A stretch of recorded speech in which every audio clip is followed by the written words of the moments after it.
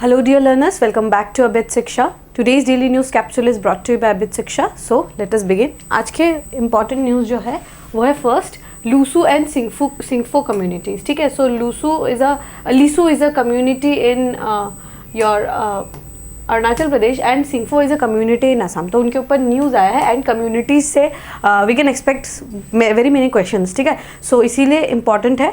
Second is your POCSO act. तो POCSO act के ऊपर एक न्यूज़ आया है, बहुत इंपॉर्टेंट एक्ट है ये. 2012 में जो है ये एक्ट को जो है लाया गया था. बहुत बहुत बहुत ज़्यादा इंपॉर्टेंट ये एक्ट है. Third is the problem of equity in IPCC reports. ठीक है, तो IPCC जो है वो उन्होंने जो है न्यू रिपोर्ट जो लाया है, और IPCC क्या है, क्या काम करते हैं, ये सब हमें जानना होगा. And last news for today is how are the new election commissioner selected. तो मुझे पता है इस बार एग्जाम में ज़रूर आपको इलेक्शन कमीशन के ऊपर ज़रूर से न्यूज़ देखने को मिलेगा, क्वेश्चन भी देखने को मिलेगा. ठीक है, सो वेरी इंपॉर्टेंट आर्टिकल्स जो है जिसको अभी हम डिस्कस करने वाले हैं. So let us begin. पहला क्या है, where names indicate the order of birth. ठीक है, सो इसमें क्या है कि ये जो कम्युनिटी है लीसू डायलेक्ट जो है, लीसू डायलेक्ट में जो है आपका कोई भी नाम होगा ना, जैसे हमारे फादर मदर क्या बोलते हैं कि ये मेरी बड़ी बेटी है, या ये मेरा सेकंड नंबर का बेटा है, या मेरी सबसे छोटी बेटी है, छोटा बेटा है, इस तरीके से बोलते हैं ना. बट ये जो है ये कम्युनिटीज़ में, लीसू एंड सिंगफो कम्युनिटीज़ में क्या करते हैं कि नाम के आगे आपका एक प्रीफिक्स दे दिया जाता है. ठीक है, प्रीफिक्स जो है आपके नाम के आगे दिया जाता है. जैसे अपू हो गया, फिर अदू, आखी, आची, आती, अपशी. ठीक है, उसके बाद क्या हो गया, आयु एंड आगे. मतलब ये क्या है, मतलब ऑर्डर जो है हायरार्की वाइज जो है आपके नाम के आगे जो है एक प्रीफिक्स टाइप में जो है दे दिया जाएगा. ठीक है, सो इसीलिए ये कम्युनिटी के लिए बहुत ज़्यादा इंपॉर्टेंट है. ठीक है, सो न्यूज़ में यहाँ पर देखिए कि लीसू जो है ये कहाँ रहते हैं, म्याओ sub division in Changlang district. ठीक है, चांगलांग डिस्ट्रिक्ट ऑफ अरुणाचल प्रदेश में जो है ये रहते हैं. और ये जो है नामदफा जो आपका टाइगर रिजर्व है, आपको पता होना चाहिए Namdapha is a very famous जो है टाइगर रिजर्व. ठीक है, नामदफा टाइगर रिजर्व जो है बहुत इंपॉर्टेंट है, आपको पता होना चाहिए. It is in the state of Arunachal Pradesh. So Namdapha tiger reserve के पास जो है यहाँ पर ये कम्युनिटीज़ जो है वो बसती है. ठीक है, तो जैसे 7th नंबर का अगर कोई लीसू डायलेक्ट में अगर कोई 7th नंबर का बच्चा हुआ ना, तो उसका मतलब उसका नाम के आगे आयु लगा दिया जाएगा. ठीक है, अगर 8th नंबर का बच्चा है तो आगे लगा दिया जाएगा. ठीक है, सो जैसे कि बहुत सारे और भी है, जैसे कि फर्स्ट जो है एल्डेस्ट का नाम के आगे जो है अपू लगाया जाएगा, फॉलोड बाय अपू, अदू, आखी, आची, आती, आपसी. ठीक है, तो ये इस तरीके से ये 6 है, फिर 7th होने से आयु और 8th होने से आगे. मतलब आपके नाम के आगे आपका जो हायरार्की है उसमें आपका जो है नाम के आगे एक प्रीफिक्स लगा दिया जाएगा. ठीक है, सो जैसे लीसू बॉयज़ और गर्ल्स के नाम पे भी जो है आपको देखने को मिलेगा. जैसे एल्डेस्ट जो है ना, यहाँ पर एल्डेस्ट बॉय जो eldest girl in the family है, मतलब लीसू में. ठीक है, लीसू जो कम्युनिटी है उसमें एल्डेस्ट गर्ल के नाम के आगे आना लगाया जाएगा.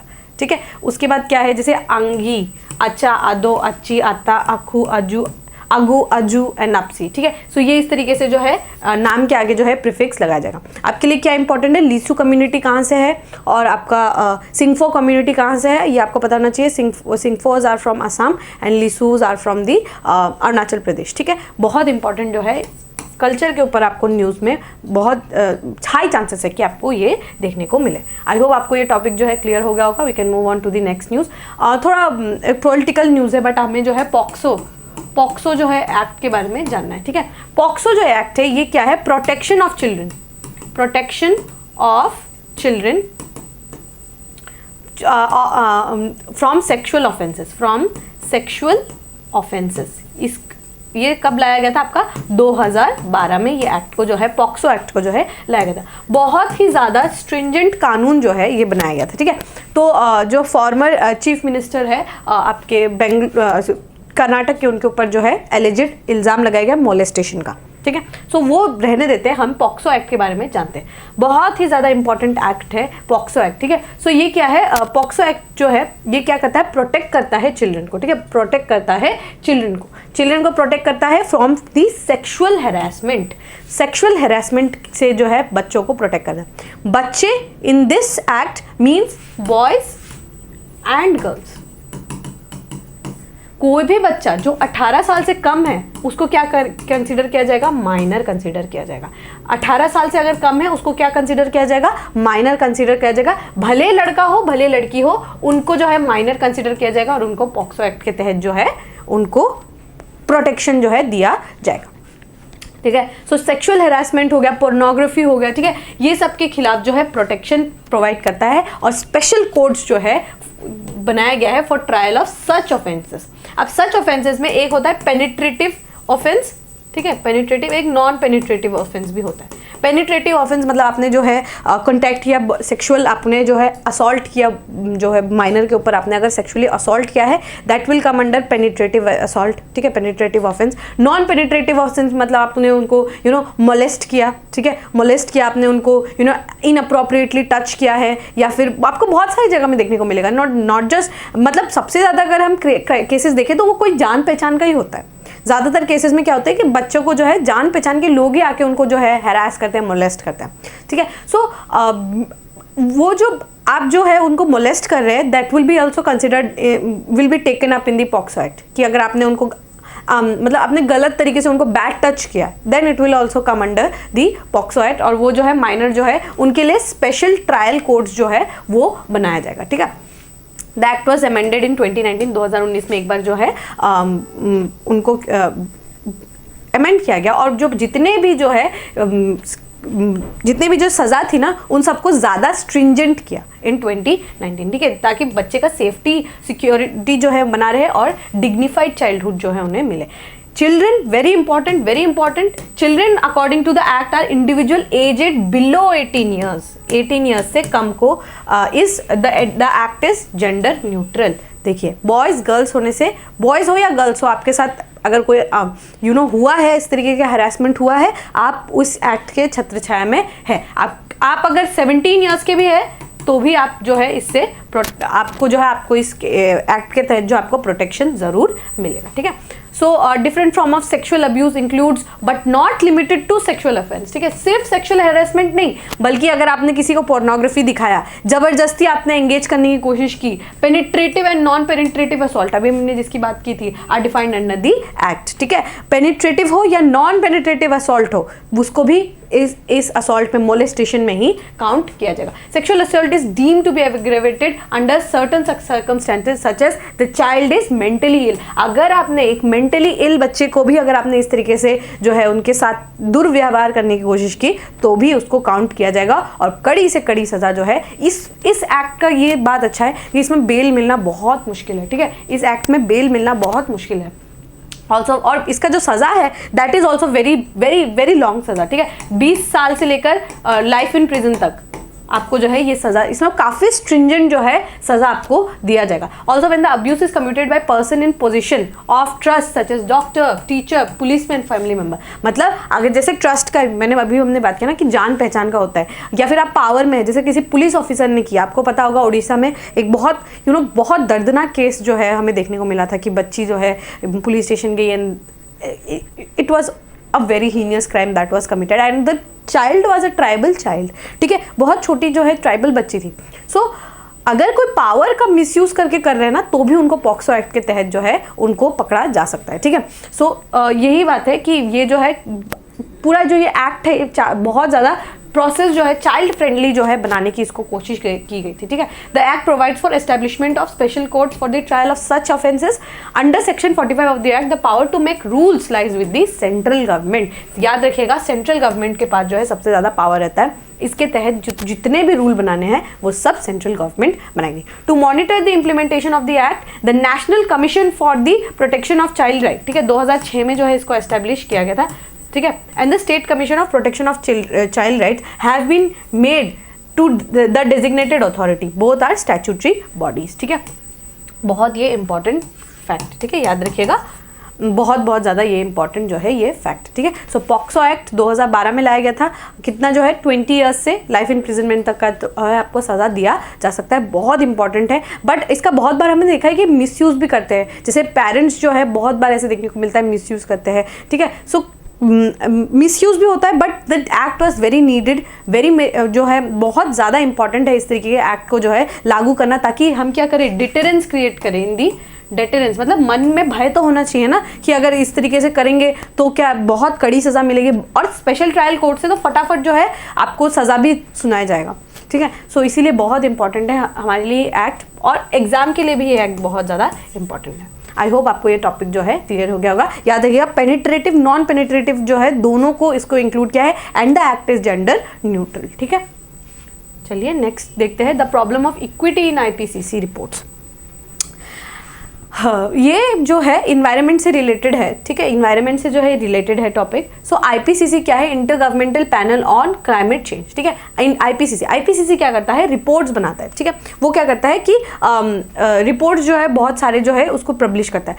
अब ये खुद जो है आईपीसीसी जो है खुद रिपोर्ट को कलेक्ट नहीं करते, सर्वे डेटा कलेक्शन नहीं करते, बल्कि जो डेटा रहता है, ठीक है, जैसे वर्ल्ड मेट्रोलॉजिकल ऑर्गेनाइजेशन के पास डेटा है, कुछ वर्ल्ड हेल्थ ऑर्गेनाइजेशन के पास कुछ डेटा, IUCN के पास कुछ डेटा है, तो उन सब डेटा को एक जगह पे इकट्ठा करते हैं, फिर उसको एनालाइज करके वो रिपोर्ट बनाते हैं। ठीक है, उसको क्या बोलते हैं? Assessment report. ठीक है, क्या निकालते हैं वो? Assessment report. वो जो है असेसमेंट रिपोर्ट जो है उसको प्रोड्यूस करते हैं। अब ये असेसमेंट रिपोर्ट में जो है ना, ये जो है रिपोर्ट बताते हैं कि किस तरीके से जो है, जैसे पिछले साल का जो असेसमेंट रिपोर्ट आया था उसमें बोला गया था कि मुंबई शहर जो है आगे के 100 साल में जो है पूरा पानी से बह जाएगा, जो है लैंड जो है धीरे धीरे समुद्र में मिलते हुए जा रहा है, तो मुंबई शहर जो है वो पूरा का पूरा ही बह जाएगा, ऐसा भी बताया गया। ठीक है, सो यहाँ पर जो है वो रिपोर्ट निकालता है, बट इसमें क्या है? इसमें एक जो है चीज़ है, इसमें क्या बताया गया है? Common but differentiated responsibilities. Common but differentiated responsibility क्या होता है कि let us take an example of, ठीक है, एक फैमिली का एग्जांपल लेते हैं। ठीक है, तो फैमिली में जैसे फादर है, उनका रिस्पॉन्सिबिलिटी अलग है, बच्चा का रिस्पॉन्सिबिलिटी अलग है, मदर का रिस्पॉन्सिबिलिटी अलग है, बहन का रिस्पॉन्सिबिलिटी अलग है, भाई का रिस्पॉन्सिबिलिटी, लेकिन सबका एक ही रिस्पॉन्सिबिलिटी है ना कि लेट्स से घर का लेट्स से कि मदर है, मदर कुकिंग कर रही है, तो बच्चे सबका जो है एक ही रिस्पॉन्सिबिलिटी है कि टेबल पे खाना आना चाहिए, सबका एक ही रिस्पॉन्सिबिलिटी है, बट सबका जो है डिफरेंट टाइप का रिस्पॉन्सिबिलिटी है। मतलब उनका विजन तो एक ही है, कॉमन विजन क्या है कि टेबल पे खाना आना चाहिए, राइट, बट रिस्पॉन्सिबिलिटी सबका अलग है। लेट्स से बच्चा जो मदर है वो पूरा कुकिंग करेंगी, फादर जो है कटिंग करके देंगे, राइट। सो सबका विजन तो एक ही है, कॉमन ही है, बट रिस्पॉन्सिबिलिटी जो है वो डिफरेंट है। मे बी फादर जो है वो कटिंग करके देंगे, मे बी जो बच्चे हैं वो उनको मम्मी का हेल्प करेंगे, राइट। सो तो ये क्या है, इसको हम क्या बोलेंगे? Common but differentiated responsibility. मतलब डेवलपिंग कंट्रीज और डेवलप्ड कंट्रीज का डिफरेंट, उनका विजन एक ही है कि हमें क्या होना है, पोल्यूशन कम करना है, ग्लोबल वार्मिंग को कम करना है, ये सब क्या है हमारा सबका सेम विजन है, बट रिस्पॉन्सिबिलिटी डिफरेंट है। वाई? बिकॉज अगर हम हिस्टोरिकली देखें तो सबसे ज़्यादा जो एमिट जो सबसे ज़्यादा पोल्यूशन किसने एमिट किया है, सबसे ज़्यादा इंडस्ट्रियल रेवोल्यूशन कौन से देशों में हुआ है? Obviously the developed countries. Now you cannot point out a finger on the developing country and say that you should stop your development, because आपने पहले अपना खुद का डेवलपमेंट कर दिया, but now you cannot stop the countries like India और countries like let's say of the African continent, कि आप उनको ये नहीं बोल सकते ना कि आप रोक दीजिए अपना डेवलपमेंट, क्योंकि अब क्या हो रहा है, बहुत ज़्यादा पोल्यूशन हो रहा है, बहुत ज़्यादा ग्लोबल वार्मिंग हो रहा है।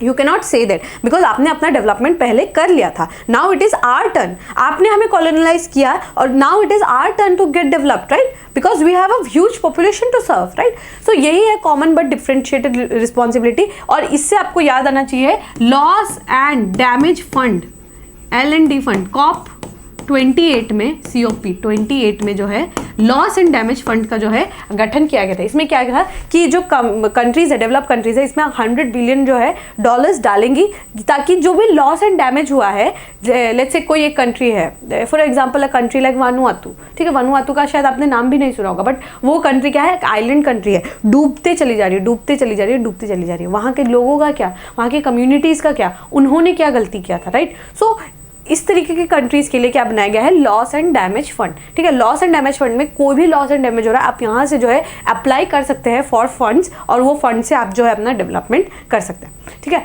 सो ये लॉस एंड डैमेज फंड में डेवलप्ड कंट्रीज तो पैसे डालेंगे, उन्होंने प्रॉमिस किया है कि वो पैसे डालेंगे, but countries like India can also donate money, ठीक है। सो ऐसा नहीं है कि सिर्फ और सिर्फ जो डेवलप्ड कंट्रीज है वही डालेंगे, but developing countries can also donate in this, ठीक है। सो यहाँ पे क्या है, प्रोजेक्शंस बताया गया है कि किस तरीके से जो है डेवलपमेंट जो है बहुत ज़्यादा लॉपसाइडेड है, और इक्विटी का इशू है, ठीक है। हर किसी का इक्विटी इक्वल नहीं होगा, ठीक है। लेट्स से एक कंट्री है इंडिया, और लेट्स से एक कंट्री है ब्रिटेन, ठीक है। ये कंट्री और ये कंट्री को आप एक इक्वल जो है इक्विलिब्रियम पे नहीं ला सकते। व्हाई? बिकॉज 75 साल पहले तो अब तो यही हम पे शासन करते थे, है कि नहीं, और हमसे ही लूट कर जाकर इन्होंने इंडस्ट्रियल रेवोल्यूशन लगाया।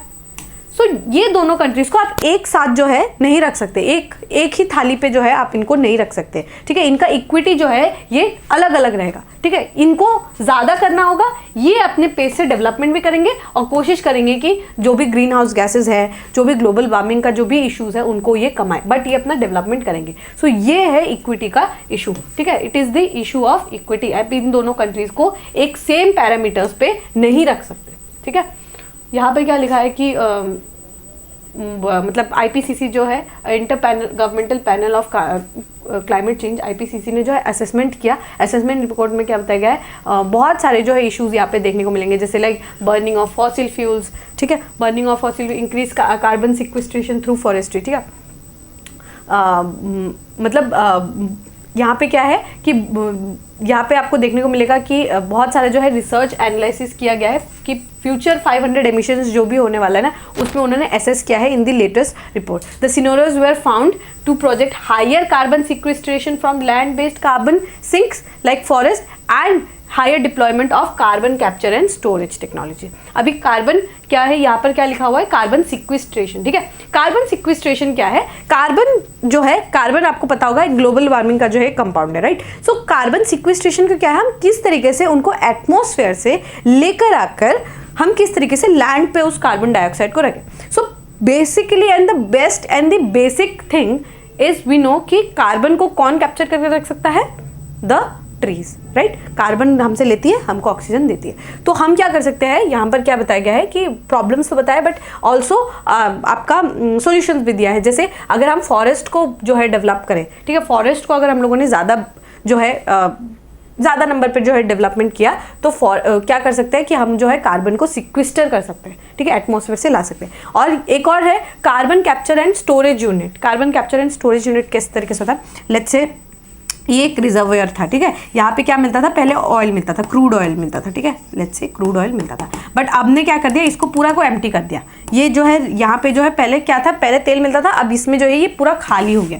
अब हम क्या कर सकते हैं कि कार्बन को जिस तरीके से अगर हम एटमॉस्फेयर से हम निकाल के यहाँ पर इस कार्बन को जमा करके रख सकते हैं, इसको हम बोलते हैं carbon capture and utilisation storage, ठीक है, CCUS, ठीक है। टेक्नोलॉजी जो है वो डेवलपिंग कंट्रीज में हम ला सकते हैं, और उसके बाद क्या होगा कि उनसे जो है जो भी टेक्नोलॉजी है ना, टेक्नोलॉजी जो है वो हमसे शेयर कर सकते हैं। जो डेवलप्ड कंट्रीज है वो हमसे क्या कर सकते हैं, टेक्नोलॉजी जो है शेयर कर सकते हैं, ठीक है, टेक्नोलॉजी जो है उससे हम शेयर कर सकते हैं। The authors concluded that construction of IPCC scenarios will need to be both equitable and environmentally sound. मतलब क्या है कि अगर हम इस तरीके से कोई भी सिनेरियोज अगर हम बनाते हैं, अगर हम सोच रहे कि हम जो है अच्छे से डेवलपमेंट करेंगे of both the developed countries and the developing countries, then the scenarios need to be equitable, मतलब इक्वल होना चाहिए ना, इक्वल होना चाहिए कि आप लेट्स से दूसरी जो अफ्रीकन यूनियन की कंट्रीज है या फिर जो माइक्रोनेशिया पोलिनेशिया की कंट्रीज है, आप उनको पीछे नहीं रख सकते। तो जो डेवलपमेंट होना चाहिए वो इक्विटेबल होना चाहिए और इन्वायरमेंटली साउंड होना चाहिए, इन्वायरमेंटली सस्टेनेबल होना चाहिए, सस्टेनेबल होना चाहिए। आई होप आपको ये टॉपिक जो है वो क्लियर हो गया होगा। IPCC जो है आपका जो अर्थ समिट 1992 में अर्थ समिट हुआ था, उससे पहले ही 1988 में इसका गठन हो गया था, ठीक है, inter governmental panel for climate change, ठीक है, पैनल ऑन क्लाइमेट चेंज, ठीक है। आई होप आपको जो है ये टॉपिक क्लियर हो गया होगा। Okay, the last news for today is how are the new election commissioner selected, ठीक है। सो ये हमने पिछले क्लासेस में भी इसके बारे में डिस्कस किया था, but very important once again too, मतलब अगर कोई टॉपिक अगर आपको लग रहा है कि बार बार न्यूज़ में आ रहा है, ये एविडेंट है कि ये एग्जाम में आपको ज़रूर पूछा जाएगा, ठीक है। सो ये जो है आर्टिकल 324 क्या बोलता है कि फ्री एंड फेयर इलेक्शन होने चाहिए, और superintendence direction and control of elections, मतलब सुप्रिटेंडेंस मतलब निगरानी रखना, सुप्रिटेंडेंस डायरेक्शन किस तरीके से इलेक्शन जो है वो कंडक्ट किया जाएगा, and control of elections is vested upon the election commission of India. Election commission of India के पास ये पावर है, सुप्रिंटेंडेंस है एंड कंट्रोल है एंड डायरेक्शन वो प्रोवाइड करेंगे फॉर इलेक्शन जो है कंडक्ट करने के लिए, ठीक है। सो ये वंस अगेन मैं आपको जो है एक केस से मैं आपको, इसमें एक इंपॉर्टेंट चीज़ है, एक केस हुआ था अनूप बरनवाल, ठीक है, Anoop Baranwal versus union of India. ये एक केस जो है हुआ था, ठीक है। ये केस में क्या बोला गया कि आपने जो है हमारे जो है कॉन्स्टिट्यूशन में ये लिखा है कि इलेक्शन कमीशन ऑफ इंडिया का अगर गठन हुआ है देन पार्लियामेंट जो है वो पार्लियामेंट डिसाइड करेगी कि किस तरीके से जो है इलेक्शन कमिश्नर और चीफ इलेक्शन कमिश्नर का जो है सिलेक्शन होना, ये पार्लियामेंट के पास ये पावर है। बट जब से देश बना था तब से क्या कर रहे थे, एग्जीक्यूटिव मतलब प्राइम मिनिस्टर जो है वो खुद ही जो है कोई 2-4 नाम जो है वो नॉमिनेट करके दे देते थे। तो ये पावर एग्जीक्यूटिव के पास नहीं होना चाहिए, बल्कि पार्लियामेंट जो है वो एक लॉ बनाएगी और लॉ बनाने के बाद जो है एक कमेटी का गठन करेंगी। सो वो कमेटी जो है रिकमेंड करेंगे एंड देन जो है इलेक्शन कमिश्नर्स और चीफ इलेक्शन कमिश्नर्स का जो है इलेक्शन होना चाहिए। ये पार्लियामेंट, ये जो है कॉन्स्टिट्यूशन में लिखा गया था, बट ऐसा कोई कमेटी बनाया ही नहीं गया था। सो उसके बाद क्या हुआ, ये केस जब हुआ ना तब चीफ जस्टिस ऑफ इंडिया ने जो सुप्रीम कोर्ट ने जो है एक जजमेंट दिया, उसमें बोला कि जब तक आप कोई कमेटी नहीं बनाते, तब तक क्या करेंगे, जब तक आप कोई बिल नहीं पास करते इन दी पार्लियामेंट, तब तक हम एक कमेटी बनाते हैं जिसमें चीफ जस्टिस ऑफ इंडिया होंगे, प्राइम मिनिस्टर होंगे और लीडर ऑफ अपोजिशन होंगे।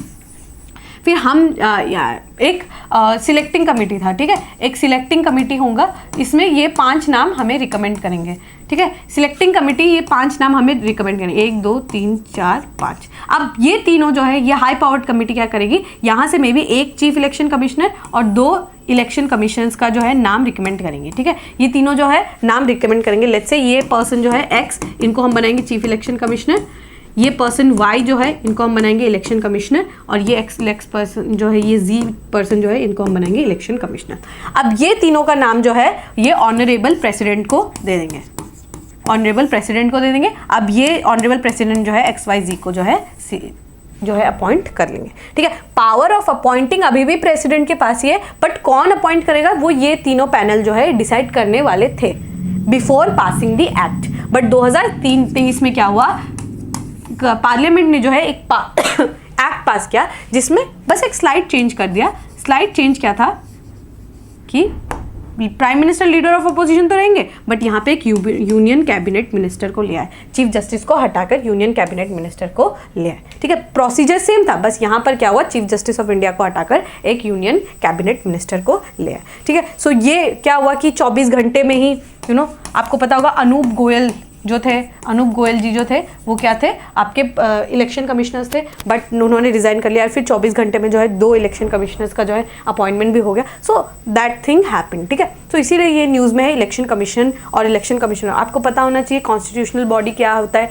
क्या ये कॉन्स्टिट्यूशनल बॉडी है कि नहीं। Please do revise it from the Laxmikanth, ठीक है। लक्ष्मीकांत से जो है आप इसको ज़रूर से रिवाइज करिए, ठीक है। सो कंडीशंस जो है ये याद रखिएगा, मल्टी मेंबर बॉडी है और स्ट्रेंथ जो है वो डिफाइन नहीं है, ठीक है। उनका जो है स्ट्रेंथ जो है वो डिफाइन नहीं है, ठीक है। सो यहाँ पर वही सेम बात की गई है कि किस तरीके से जो है प्रोसेस जो क्या था, जो पूरा प्रोसेस है उसके बारे में यहाँ पर बात किया गया। बट यहाँ पर ना हमें मेन चीज़ जो मुझे लगता है जो हमें डिस्कस यहाँ पर करना चाहिए वो क्या है, क्रिटिसिज्म थोड़े से डिस्कस करने चाहिए। सबसे पहला जो है क्रिटिसिज्म जो है यही है कि removal of chief justice of India, selection panel से आपने जो है चीफ जस्टिस ऑफ इंडिया को रिमूव कर दिया और यूनियन मिनिस्टर को लेकर आ गए। पहला तो ये हो गया। सेकंड क्या है, this gives the executive a 2-1 majority in the 3 member committee. Obviously prime minister और यूनियन कैबिनेट मिनिस्टर जो है उनका जो आइडियाज जो है वो तो सेम ही रहेगा ना। अगर लीडर ऑफ अपोजिशन नहीं चाहते कि एक्स पर्सन को चीफ इलेक्शन कमिश्नर बनना चाहिए, बट मेजॉरिटी तो फिर भी इनके पास ही है ना।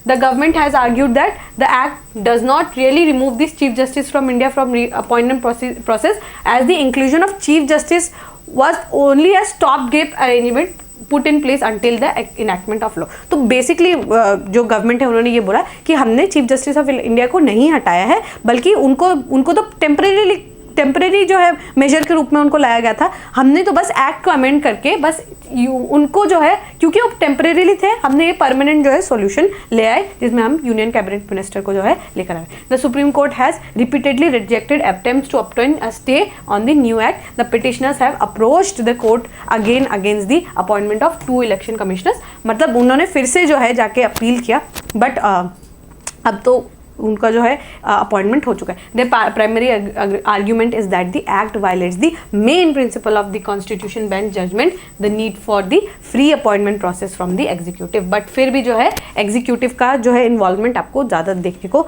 मिलेगा. ठीक है, सो बहुत इंपॉर्टेंट जो है ये टॉपिक है, election commissioner and chief election commissioners. I hope आपको ये टॉपिक जो है क्लियर हो गया होगा. ठीक है. Alright, with this we have come to end of today's daily news discussion. If you have liked this discussion, don't forget to give a like and write down in the comment section. We will meet in the next discussion. Till then, study hard and thank you.